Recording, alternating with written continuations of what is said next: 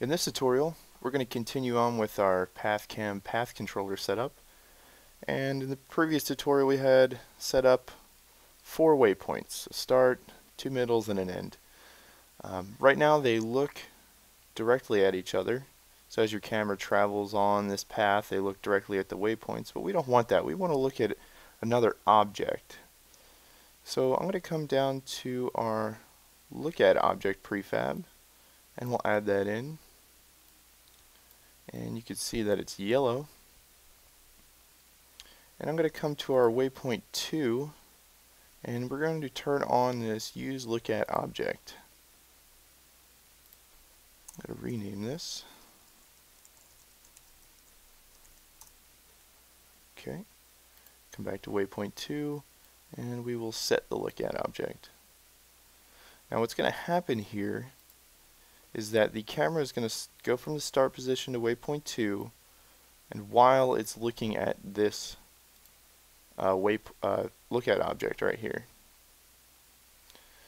So I'm going to add another one. I'm just going to duplicate this, add it for number 3, duplicate it again, and do this for 4, which is our ending waypoint. Okay, I'm going to come down to waypoint 3, turn on Look At Object, do the same for our ending waypoint. Okay, and you could set the position of these.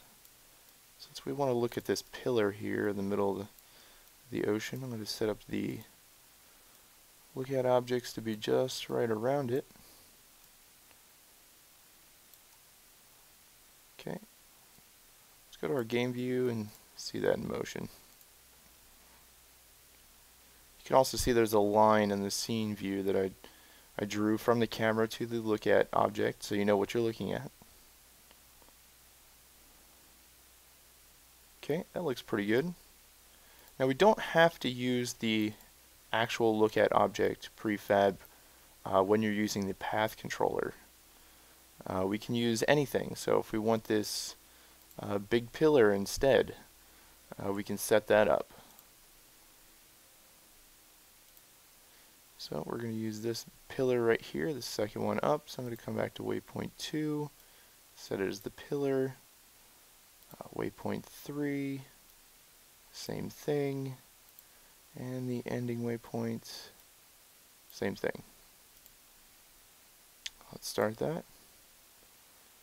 And now you can see in the scene view, the camera looks directly at the pillar.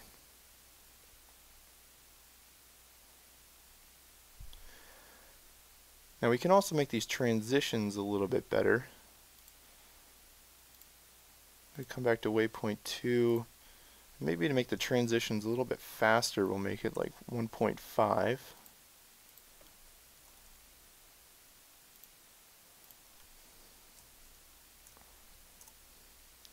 So again, as the camera reaches a distance of 1.5 from this waypoint, it'll transition on.